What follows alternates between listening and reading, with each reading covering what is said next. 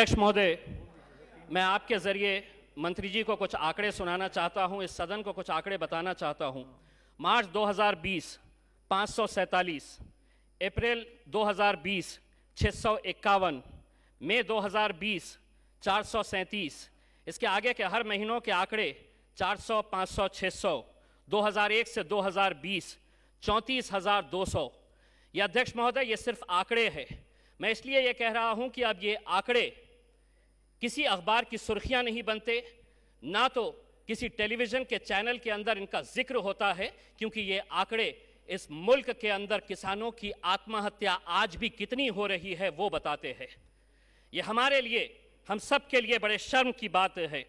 अध्यक्ष महोदय, अगर किसान आत्महत्या करता है तो यकीनन उसकी सुर्खी नहीं बनती है, लेकिन आज इतने सालों के बाद भी अगर हम ऐसे बिल लेकर आ रहे हैं तो न जाने 70 सालों के अंदर कितनी मर्तबा हमने ऐसा सुना है कि ये बिल के बाद किसानों की ज़िंदगी बेहतर हो जाएगी, लेकिन उसके बाद किसानों की हालत बद से बदतर होती जाती है। और यही बात का नमूना है कि आज भी इस मुल्क के अंदर ये जितने आंकड़े हैं, मैं जिस महाराष्ट्र के मराठवाड़ा क्षेत्र से आता हूं वहां के ये आंकड़े मैं बता रहा हूं, मुल्क के आंकड़े नहीं है, मुल्क के आंकड़े तो बहुत ज्यादा है।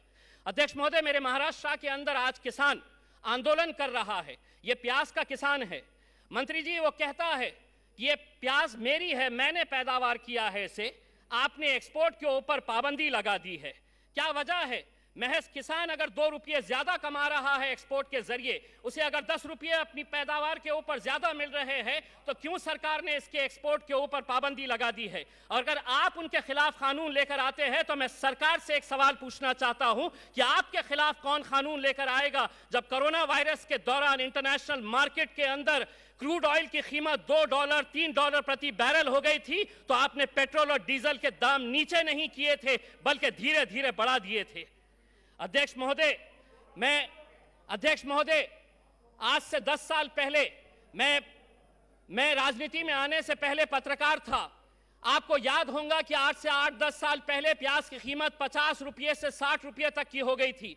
हम उस वक्त जब किसानों के पास गए थे ये जानने के लिए कि किसानों को इसका कितना फायदा हुआ होगा, तो मंत्री जी, उस वक्त किसान की जो पैदावार थी प्याज की, उसकी कीमत उसे दी गई थी 12 रुपये से 15 रुपये, लेकिन मार्केट का रेट उस वक्त चलता था 55 रुपये से 65 रुपये तक प्याज की कीमत चली गई थी। यानी कि मेहनत किसान कर रहा था और उसका मुआवजा और मजा कोई और लूट रहा था। अगर ये कानून के जरिए, अध्यक्ष महोदय 1 मिनट से कम, अध्यक्ष महोदय, अगर ये कानून के जरिए आत्महत्या रुक सकती है तो यकीनन पूरा सदन इसका समर्थन करेगा।